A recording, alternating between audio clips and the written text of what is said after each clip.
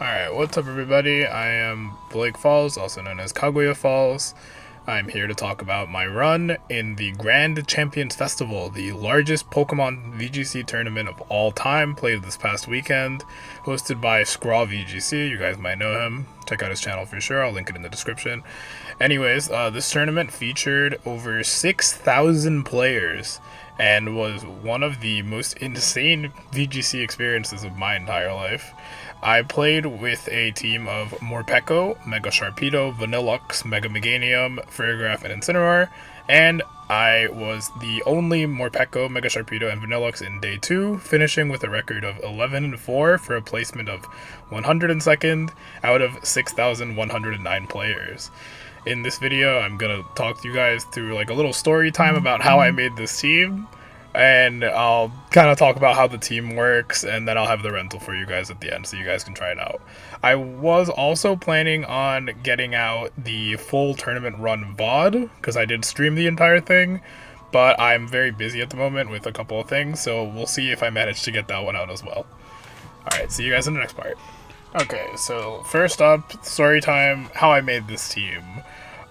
So it was the day before the Grand Champions Festival, and I'm sitting in a call with all my friends. We're all kind of lamenting how nobody has a team, what are we gonna do?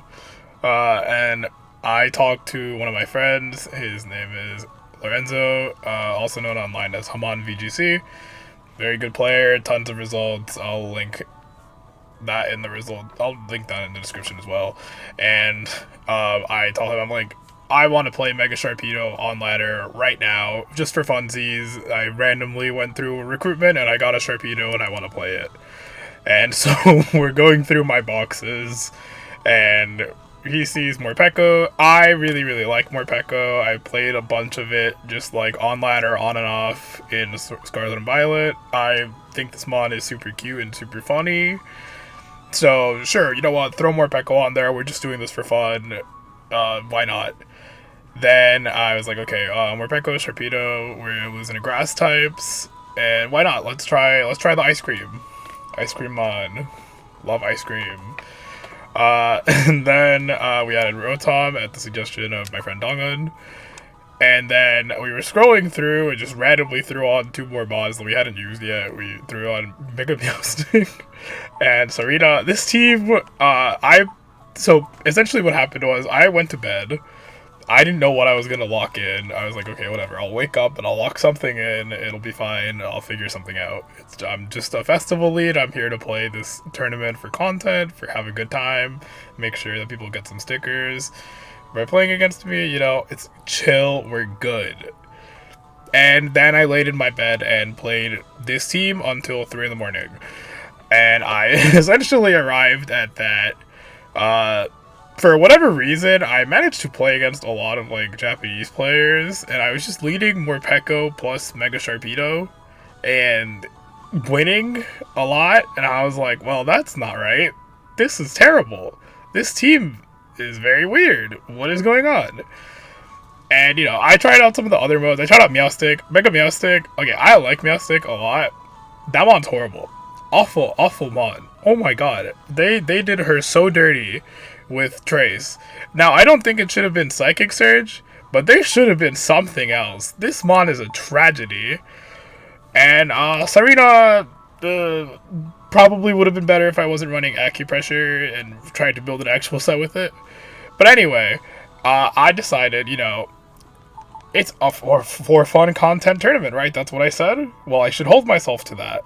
So I locked in Morpeko and Sharpedo, and I decided to take the scarf off of the Rotom and put it back onto the Vanilluxe. I made the Vanilluxe a little bulkier, and then I added my classic Incineroar, Farigiraf, and Meganium to round out the type chart.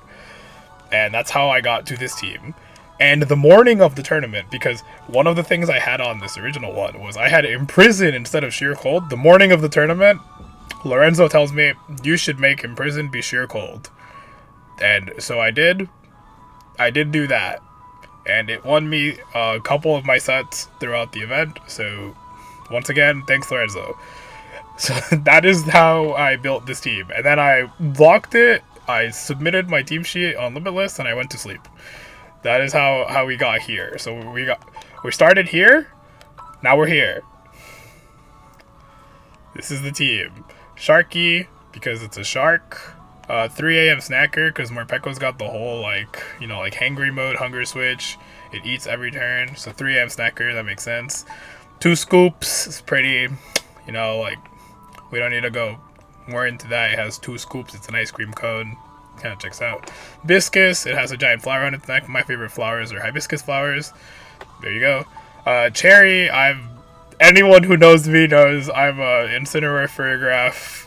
Like, that's all those are my goats. Cherry is what I used to call my Giraffe Rigs when I was a little kid playing through Heart Gold and running Giraffe Rig on my team.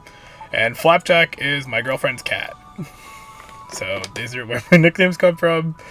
And yeah, that's how I built my team. I then locked it in, and thus began one of the craziest tournament runs of my life, which we will talk about in the next section.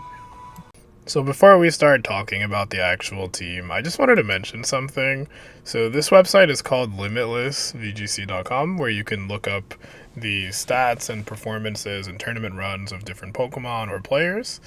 And I actually looked into it, and Morpeko has actually never seen any results ever. So I am claiming the title of Morpeko's strongest soldier. That is me now. Morpeko is my goat. I brought Morpeko to its greatest performance ever. So yeah, just if you're ever wondering who the best Morpeko player is, it's right here. It's all me. Okay, so let's talk about my team here at the Pokemon Grand Champions Festival. If it would load. Okay, I am right down here at 102nd. You can see all the teams here. Let's go into it. So for my team, we have the Incineroar, Furgraph, Meganium, Morpeko, Vanilluxe, and Sharpedo. First off, let's start with Morpeko. Morpeko is a very weird Pokemon that is a lot of fun to play. So first, we should start with the moves. Morpeko is a very cute mon, but it is not a very tanky mon. So definitely gotta have Protect on there because it is made of paper. Fake Out is one of the best supporting moves in the game. I'm sure every single one of you who is watching this video has watched like 5 million videos about Incineroar. Same idea. Fake Out, click it, you stop someone from their turn. Super broken. And Morpeko's really fast. It's 97 base speed, so it's faster than a good number of the Fake Out users. I think the only Fake Out users that are faster, don't hold me to this, right now are Lopunny and Sneasler. And then the third move on Morpeko is the really, really important one. That is Aura Wheel. So Aura Wheel is a 110 base power physical electric type attack, which every time you click it raises your speed by 1. But because of Morpeko's special ability Hunger Switch, when you send out Morpeko, it's like got like the yellow face. It just looks all happy, smiley, super cute. It's full belly mode Morpeko. After the turn ends, Hunger Switch will change it over to hangry mode because Morpeko is hungry and hasn't gotten a chance to take a snack in between the 2 turns. So when that happens, Aura Wheel actually, it still retains the 110 base power, fully accurate, +1 speed whenever you click it, but it turns into a dark type move. So Morpeko alternates this every single turn, back and forth, and it's something that you and your opponent both have to play around. But obviously electric types are not really around right now. We have like Rotom, and that's it. So Aura Wheel is a very important move, but just in case, you know, like maybe your opponent has a ground type with Protect, and maybe they'll just Protect whenever it's dark type time, like whenever Morpeko's hungry. So that's why the 4th move is Knockoff. Knockoff is just one of the best dark type moves ever made. It's really strong. Its secondary effect, which is removing items, is extremely powerful, especially in a format like this where we're very limited on our items, because stuff like Scarf, Citrus, Focus Sash are items that are like available on most teams, and it is just so helpful to remove something like that. Or even if you're like let's say that there's a mon that has like a Rindo Berry, right, which will resist grass type attacks. I could knock it off and then smack it with Solar Beam on my Meganium.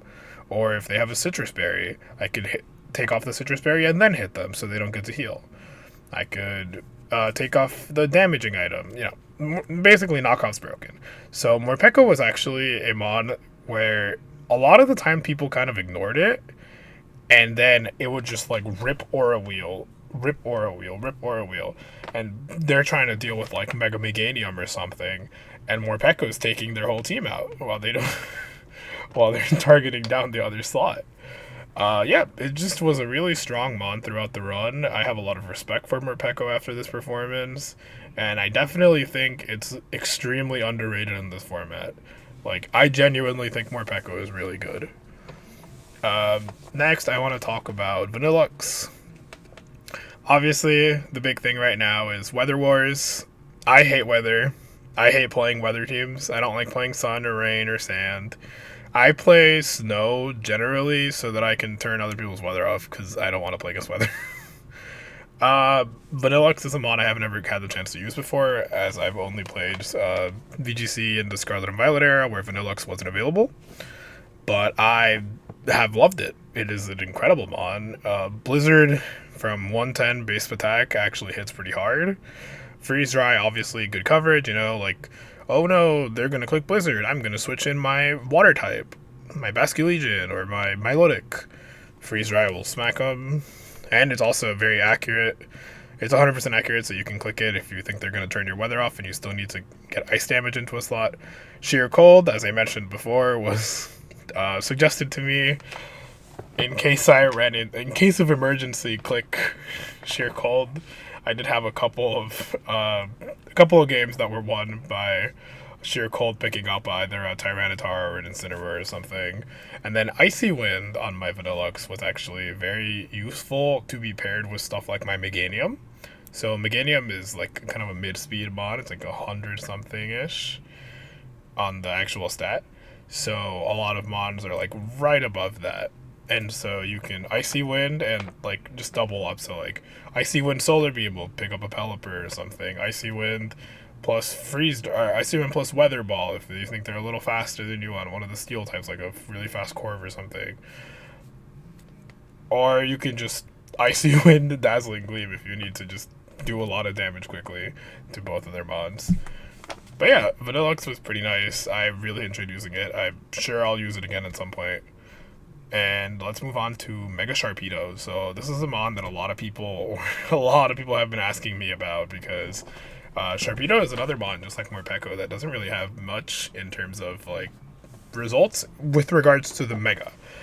Regular Sharpedo with Focus Sash has had some results before, but Mega Sharpedo has like one result ever, which is 22nd at Italian Nationals in 2015. So essentially the really cool parts about Mega Sharpedo is that it kind of counters two of the mons in the format right now. So the two of the most popular are Scarf Basculegion and White Herb Sneasler. A lot of what I was doing with the initial version of the team was I would lead Morpeko and Sharpedo, and I would just protect both of them, which lets Sharpedo's ability Speed Boost activate.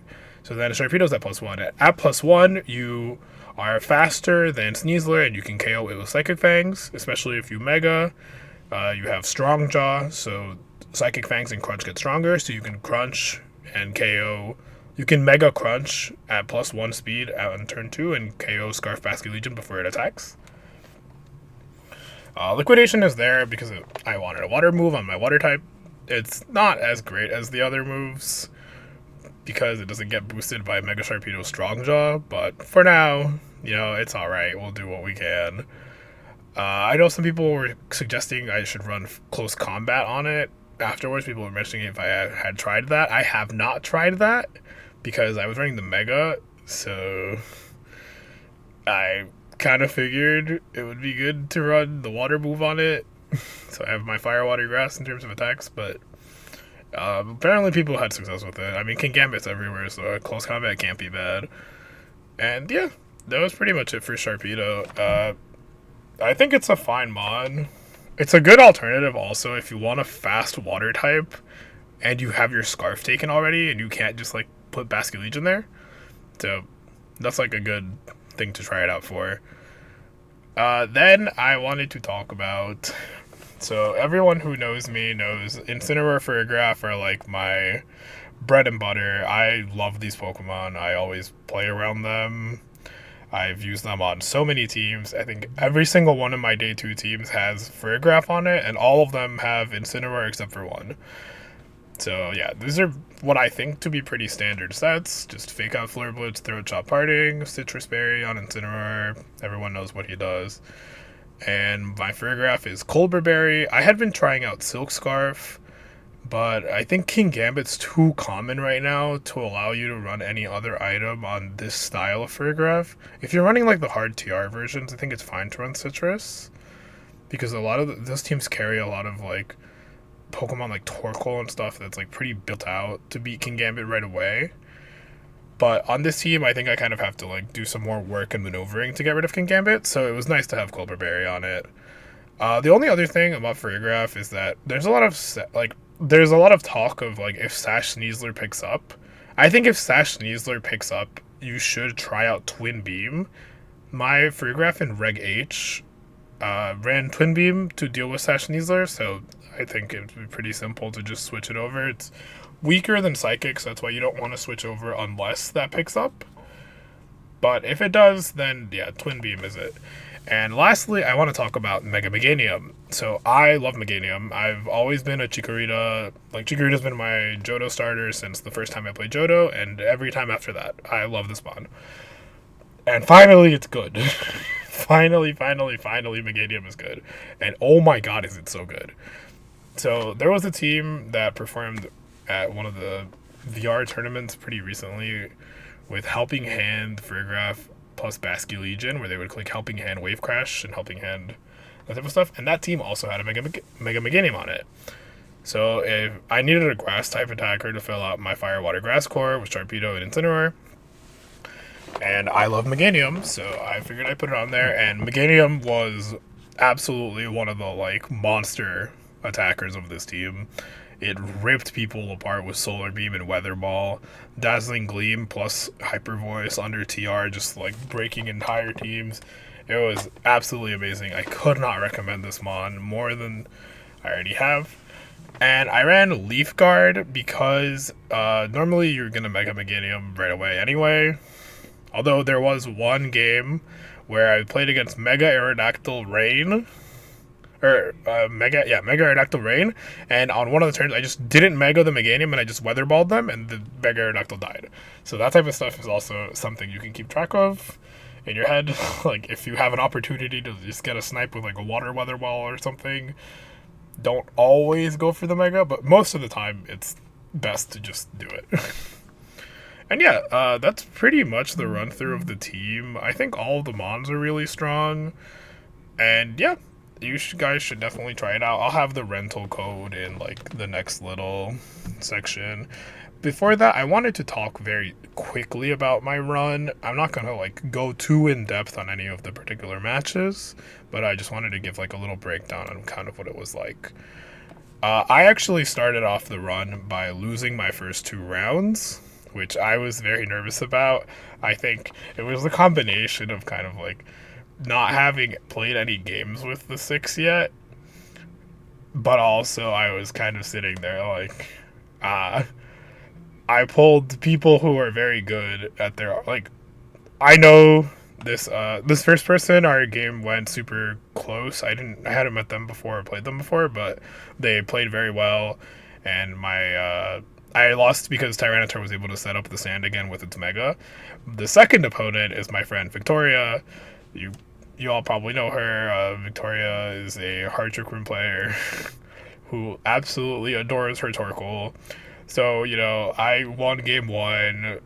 she got me game 2, and then game 3 I was like, well, I don't really know what else to do because my strategy from game 1 is kind of like obvious if I just try to do it again. So I just led my Vanilluxe and started clicking Sheer Cold, and they didn't connect, and she sent out her beloved Torkoal to vaporize my team off the face of the planet. After that, I kind of started locking in a little more, and I went through the next 7 rounds without dropping a single one. So that was pretty crazy. I feel like I played very well. It was a lot of like some of these teams, Morpeko just ripped them apart. If you see there in round 5, there's a Mega Aerodactyl with Rain. That was the one where my Megadium just weatherballed and killed it. Like, I was making insane plays, just very, very well played. And yeah, I made it through day 1. And I was very happy. I was like, wow, I really did it. This team feels great. I'm so happy about this. In day 2, in round 10, I played against this person named Hidon, as you see there. It was a Zard Y Floette team. And after the match, I just wanted to talk about this little thing. Hidon comes over to my stream and says, hey, we actually played at EUIC this year. And you had told me that you thought I would be good as long as I kept working hard at this game. And I was just like, oh, I didn't recognize because I hadn't seen their username, but I had seen like their in-person name because VGC Tournament you play with your actual name. And yeah, it was just really cool to see like somebody I had spoken to and played before has gotten so much better. Like, they really worked hard and they got all their reps. They improved so much. So just, I want to congratulate Hidon on the 12-3 finish at the biggest tournament of all time. That's amazing. I then locked in because I was like, well, I lost, but I kind of want to have this nice big run with Morpeko and Sharpedo and Vanilluxe, right? I made it to day 2. I gotta show up in day 2. So then I proceeded, I played against that guy Jimmy, who's like a person I had already played against before, another VGC streamer. I played against Mega Aggron, The Wall. I played against this Jolteon team, which was crazy. Then I got a really hard set against another Mega Scizor or Mega Dragonite team. And then I played against Oliver Gausden, who is a UK player known for playing some pretty weird stuff. And we had a very close set, but I ended up losing for a final finish of 11-4. This was a very fun tournament. I had a really good time. I'm very excited for what Pokemon Champions has in store for us. And I'm really glad to see that the community seems to be like we had our issues with it at the start, but it's working. It's bringing in new players, and we're going to get so much bigger as a game. Now I will show the team code, the replica code, and everything on the next slide. I just want to thank you guys for watching, and I hope you guys enjoy playing Morpeko. Alright, here is the replica team for the Morpeko posting team. So, yep, here's all the mons as we discussed, and I just want to do a quick run through of their stats. Sharpedo is max attack speed adamant, because all you want to be is go fast and hit hard. Morpeko is max jolly, because you need as much speed as you can get if you're going to be using the aura wheel and stuff. I didn't have the chance to test it with adamant, but I think jolly is probably for the best. The Vanilluxe is, I believe, meant to be faster than Sneasler with I think it's 190 after the Choice Scarf, and then just modest with some damage and some bulk so that it can live a couple hits. The bulk is actually pretty important. It survived a lot of hits during my run, which helped me get another Blizzard off or one more Icy Wind, or just one more chance at a Sheer Cold. And Meganium is pretty much just maxed out HP and special attack. All it needs to do is sit there and hit a couple times and you'll win the game. Fergraph is kind of the same. The bulk is a little bit more spread out, but it's modest. All these natures, other than the Morpeko, are all damage boosting, because I had a good type chart. I feel like these mons are decently bulky aside from Sharpedo and Morpeko. So it's like, as long as I had the good bulk and the good type chart, I felt comfortable. This is the Incineroar is adamant with a good amount of investment so that I could just really hit things hard with Flare Blitz and Throat Chop. And yeah, that is my take. That's my report on my Morpeko team. I really hope you guys enjoy it. If even a single person goes out there and gives Morpeko a shot and has a good time, has a fun time with the team, then this video will have been worth making. I want to thank you guys all for watching and coming by my channel.